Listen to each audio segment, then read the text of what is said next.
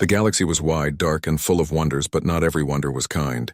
Far away in a star system called Orath, a cruel king ruled with an iron hand. His name was King Vornar, and he was feared across 10 worlds. His empire was built on power, not justice. He took what he wanted and crushed those who resisted. Among his victims were a group known as the Crowd Sisters, alien women with bright silver skin and glowing eyes. They were famous for their intelligence and strange energy powers that could heal or destroy. For many years, they were kept as prisoners in his grand palace. Vornar used their powers to fuel his ships and weapons, forcing them to work endlessly. Life under King Vornar was full of pain and silence. Anyone who disobeyed was sent to the mines, never to be seen again. The Crowd Sisters spoke to each other in whispers at night, dreaming of freedom. But they knew no one could fight the king. His army was the strongest in the sector. His warships were large and heavily armed. Even nearby alien races had learned to stay silent and avoid his attention. But there was one world that had never heard of King Vornar: Earth. On Earth, far away from this cruel empire, humanity had grown stronger and wiser. After years of war on their own planet, the nations of Earth had united into the United Earth Coalition. They had built ships that could travel faster than light, and they had started exploring the galaxy. They were not the most powerful species, but they believed in freedom and justice. One quiet night at the Earth Space Research Station, a young scientist named Dr. Rana noticed something strange. Her scanners were picking up repeating energy pulses from deep space. It was not random. It was a signal. "Commander Elias, you should see this," she said over the comms. Commander Elias, the leader of Earth's exploration fleet, came to the control room. The signal was weak but clear. It was a cry for help. Someone out there was sending distress messages over and over again for anyone who might hear. Elias listened carefully, and his jaw tightened. "We don't ignore calls for help," he said. "Prepare the fleet. We're going to find them." It was a bold decision. No one knew what dangers waited in that distant system. But humanity had always been brave. Soon, the fleet of Earth ships, the Dawnstrike, the Horizon, and 3 escort cruisers were ready. The journey took several days. The crew stayed alert, scanning for danger. As they entered Orath space, they saw the truth with their own eyes. A planet with bright blue seas and green forests floated below them, but huge warships circled it like hungry sharks. Fires burned on the surface. Smoke rose from cities. The people there were under attack, not by enemies, but by their own ruler. "This is worse than we thought," said Elias, looking at the planet through the main screen. Dr. Rana's scanners locked onto the signal's source. It was coming from the king's palace itself. Somehow the prisoners had sent the message right under his nose. "They must be desperate," she said softly. Commander Elias turned to his officers. "Then we will answer." The decision was made. The humans would act. They could not turn away and leave these people under the king's rule. The Dawnstrike sent a message to the planet, broadcasting across every channel. "This is the United Earth Coalition. To all who are oppressed, hold on. Help has arrived." On the planet below, the Crowd Sisters heard the message. Their glowing eyes widened with hope. For the first time in years, they felt a spark of courage. But King Vornar also heard the message, and his fury was terrible. "Humans," he roared. "A new species dares to challenge me?" He ordered his fleet to intercept the human ships. His generals warned him that the humans were unknown and might have dangerous weapons, but Vornar laughed. "No one stands against me," he said. "Destroy them all." Soon space around the planet was alive with fire and light. The first battle had begun. Humanity was about to face its biggest test yet, and the fate of the Crowd Sisters depended on them. Commander Elias gripped the armrest of his chair and gave the order. "All ships, battle stations." For freedom and for the galaxy. Space lit up with fire as King Vornar's fleet moved to block the humans. His warships were massive, black as night, with glowing red lights like angry eyes. The United Earth Coalition fleet, smaller but faster, spread out into battle formation. "Shields up," Commander Elias ordered from the bridge of the Dawnstrike. "Target their lead ship. Let's show them what Earth can do." The human fleet fired first. Bright blue beams cut through space, striking the shields of the enemy flagship. The alien shields flared but held. A moment later, the king's ships answered with a barrage of plasma fire. The Horizon, one of Earth's cruisers, shook as the blast struck its side. "Shields holding, but barely," shouted the tactical officer. Commander Elias stayed calm. Keep moving. Don't let them pin us down. We're faster, use that speed. The battle turned into a dance among the stars. Human ships weaved and twisted, dodging heavy fire while striking weak points on the enemy vessels. One of the King's destroyers took a direct hit to its engines and exploded, lighting up the darkness like a small sun.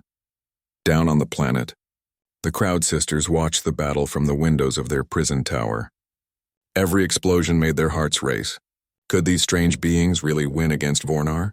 Inside the palace, the king raged. How dare they? Bring my personal guard. Ready my throne ship. I will crush these insects myself. The throne ship was the largest vessel in his fleet, a terrifying fortress armed with heavy cannons and protected by layers of shields. As it rose from the planet's surface, the tide of battle began to shift. The human fleet was strong, but the throne ship could take much more damage than any single Earth ship could deal. Commander Elias knew this battle could not be won with firepower alone. They needed to strike at the heart of the enemy, quickly. Prepare the boarding team, he ordered. We're going in. A small strike team of Earth Marines gathered in the hangar. Each one wore advanced battle armor and carried compact energy rifles. Elias himself joined them, determined to lead from the front. Dr. Rana appeared on the comm screen. Commander, are you sure? If the throne ship destroys the Dawn Strike while you're on board, you'll be trapped. Elias gave a firm nod. If we don't take out the king now, none of us are leaving this system alive. Keep the fleet fighting as long as you can. We'll finish this from the inside. The boarding craft launched, darting through enemy fire like a silver arrow. The Marines clung to their seats as the craft shook violently. Almost there, said the pilot. Hold tight. The craft slammed into the side of the throne ship and locked in place. With a hiss, the doors opened and the Marines stormed inside. The corridors of the throne ship were dark and filled with the sound of alarms. Alien soldiers rushed to defend their king, but the humans moved fast and precise. Energy bolts flashed in the halls as the two sides clashed. The Marines' armor absorbed most of the enemy fire, and one by one the guards fell. Forward, shouted Elias. The engine room is this way. Their goal was not to destroy the entire ship, but to disable its main power core. Without power, the throne ship's shields and weapons would go offline, leaving it vulnerable. After a fierce fight, they reached the engine chamber, a vast, glowing room where energy pulsed like a beating heart. Elias planted an electromagnetic charge on the main reactor. Charge set, he said. Fall back. The team retreated just as the charge exploded. The power core shut down with a loud hum and the entire throne ship went dark. Out in space, the battle suddenly shifted. The once invincible flagship floated helplessly, its shields gone. The human fleet seized the moment. All ships concentrate fire, Dr. Rana commanded from the Dawn Strike. Beams of blue energy struck the throne ship until its weapons were completely destroyed. Inside the ship, alarms blared. King Vornar roared with anger. How dare you come into my ship? He bellowed when he saw Elias and his Marines enter the throne room. Elias stood tall, his weapon raised. Your reign of fear ends today, Vornar. The galaxy is free. For a long moment, no one moved. Then with a growl, the king threw down his weapon. His guards hesitated, then surrendered. The battle was over. When news reached the prison tower, the Crowd Sisters could hardly believe it. Their chains were unlocked by Vornar's own soldiers, now too frightened to disobey the victors. You are free, said one of the Marines gently. Come with us. For the first time in years, the alien women stepped outside without fear. Above them, the night sky glowed with the light of human ships, not as conquerors, but as saviors. As they boarded the Dawn Strike, the Crowd Sisters looked at Commander Elias with gratitude shining in their glowing eyes. They did not know what reward they could ever give to these strange humans, but they silently vowed they would find a way. The war was over, but the story of what came next was only beginning. The battle was over, but silence filled the stars. Wreckage of the king's fleet drifted slowly in space, glowing faintly as fires burned themselves out. For the first time in many years, the planets of the Orath system were free. On the Dawn Strike, Commander Elias stood on the bridge, looking at the view of the planet below. He felt the weight of what had just happened. Humanity had not only fought a great battle, but had changed the fate of an entire star system. Status report? He asked quietly. Dr. Rana turned from her console. Enemy forces have completely surrendered. The throne ship is under our control. Casualties are minimal on our side. Elias nodded. Relief washed over him, but there was still work to do. Send medical teams to the surface. There will be people in need of food and care. Tell the other ships to begin evacuation of the prison camps. Soon, landing craft began moving between orbit and the planet. Human soldiers and medics worked side by side with newly freed aliens. They carried food, water, and medicine to the starving people of Orath. Everywhere the humans went, they were met with awe and surprise. In the palace tower, the Crowd Sisters were finally free of their chains. Their silver skin shimmered in the sunlight as they stepped out into the open courtyard. They looked at the humans with curiosity and gratitude. One of them, taller than the rest, stepped forward. "You are the ones who heard our call," she said softly, her voice filled with wonder. Commander Elias bowed his head slightly. "Yes, we heard and we came. You don't owe us anything. You are free now." The alien women exchanged surprised glances. They had expected demands, commands, or at least conditions. But these humans asked for nothing in return. Another of the sisters spoke, her voice cautious. "No one has ever freed us without asking for a price. Why do you help us?" Elias looked at them calmly. "Because no one should live in chains. On Earth we once fought each other, but we learned that freedom is worth everything. We will not stand by while others suffer." The Crowd Sisters were silent for a moment, their glowing eyes softening. Something new was growing in their hearts. Trust. News of King Vornar's defeat spread quickly beyond Orath. Merchant ships carried the story to nearby systems, and soon the whole sector was buzzing with talk of humanity. Humans defeated Vornar's fleet. They freed the prisoners. They did it without demanding tribute. Many alien leaders were shocked. They had known humans as newcomers to the stars, yet they had dared to challenge one of the most feared rulers in the galaxy, and won. On one neutral planet, a council of alien traders discussed the news. "This changes everything," said a long-necked alien with green scales. "If the humans are willing to fight for others, they may become a power no one can ignore." Others were more cautious. "Or they may bring war to every corner of the galaxy," said another. "We must watch them carefully." Back on the Dawn Strike, a celebration was held in the main hall. The crew gathered to honor those who had fought and those who had fallen. Commander Elias spoke briefly, his voice steady. "We came here as explorers," he said, "but today we became defenders. This is what it means to be human, to stand for what is right no matter the risk. Remember this day. We did not just fight a battle. We gave hope to a people who had none." The Crowd Sisters stood at the edge of the hall watching. They had been silent since their rescue, but now their leader stepped forward. "You speak of hope," she said. "We did not know what hope felt like until now. You risked your lives for strangers. We will not forget this." Commander Elias nodded. "You are safe here. You can choose where to go and what to do. No one will control you again." For a moment the sisters said nothing, but their glowing eyes met each other. Something unspoken passed between them. A decision forming slowly. That night, as the human fleet rested and repaired, the Crowd Sisters met in private. "They are different from the other species we have known," said one. "They do not seek to rule us. They could have taken this system for themselves," said another. "Instead, they are helping us rebuild." Their leader placed a hand on the table. "Then we will give them something in return, and not out of debt but out of respect. We hold knowledge that no other species has. Perhaps it is time we share it." The others nodded in agreement. The next morning they requested to speak with Elias. "We have decided," their leader said when they met on the bridge. "We will offer you a gift, but not now and soon. First, we will watch and see if your actions continue to match your words. If they do, we will reveal what we know." Commander Elias smiled faintly. "We will not disappoint you. The galaxy had changed. Humans had earned new friends, but also new attention, and not all of it was friendly. Somewhere in the shadows of space, other rulers were watching, wondering if humanity would become a threat to their power. But for now, the people of Orath were free, and hope had returned to the stars. Weeks passed since the liberation of the Orath system. Human ships moved between planets bringing supplies, medical aid, and security to help the people rebuild. Commander Elias remained on the Dawn Strike, coordinating efforts and ensuring that the newly freed populations were safe. The Crowd Sisters had settled on the ship as well. At first they were quiet, observing everything with careful curiosity. They had never seen a species act purely out of kindness before. On other planets, humans would have been considered strange and dangerous. But on the Dawn Strike, they were welcomed as friends. One day, their leader requested a private meeting with Elias in the ship's command hall. The hall was filled with soft lights, the hum of the ship providing a quiet background. The leader's glowing eyes reflected the gentle light as she spoke. "Commander Elias," she began, "your people have done what no one else dared.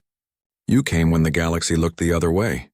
You freed us and our people without asking for power or wealth. For this we are grateful." Elias nodded, bowing slightly in respect. "We did what was right. That is all," the sister smiled faintly. "We understand, but we wish to give a gift that cannot be measured in credits or material goods." Curious, Elias gestured for her to continue. "What kind of gift?"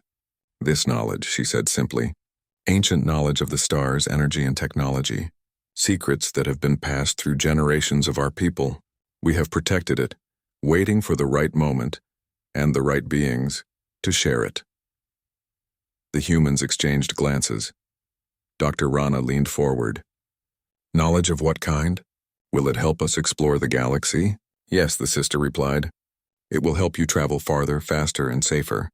You will learn to harness energy from stars in ways you have not yet imagined. You will also gain maps of hidden star systems, places untouched by war or fear." Elias's mind raced. This was more than any human fleet had ever dreamed of. But he kept his voice calm. "Why give this to us?" "Because," she said, "we have seen that your actions come from honor, not greed. That is rare in the galaxy. Many species would have taken our knowledge for themselves without caring for those who suffer, but you have shown courage, kindness, and wisdom." The sisters led the humans to a secure chamber deep within the Dawn Strike. Inside, glowing crystals floated in midair, emitting a soft hum. The sisters touched them gently, and streams of light rose into the air, forming holographic maps and schematics.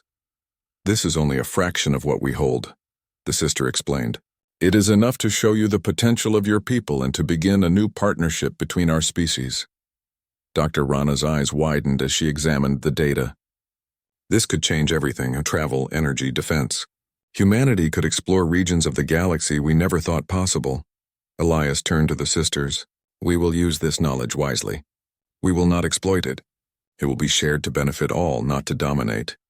The sister studied him carefully. After a long moment, she nodded. "Then it is yours to learn. But remember, with great knowledge comes great responsibility. You must continue to act with the same courage and honor that brought you here."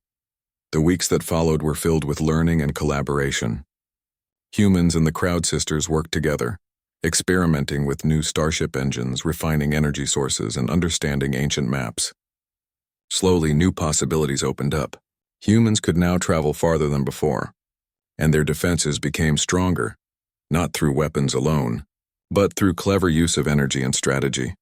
Meanwhile, the people of Orath began to rebuild their cities and towns with the help of human engineers and the Crowd Sisters' guidance. What was once a planet of fear and oppression slowly became a world of hope and prosperity. The skies above Orath, once full of warships, were now filled with human and alien craft exploring peacefully, exchanging resources and sharing knowledge. One evening, Commander Elias stood on the observation deck of the Dawn Strike. The stars stretched endlessly before him, and beside him stood the leader of the Crowd Sisters. "You have changed the course of history," she said quietly, "not just for our people, but for the galaxy. Other worlds will remember what humans have done here." Elias smiled. "We only did what was right. But your gift, it will help us do even more. Together we can ensure the galaxy becomes a place of freedom, not fear." The sister nodded, a gentle glow in her eyes. "Then we are allies, not just friends. You have proven yourselves worthy.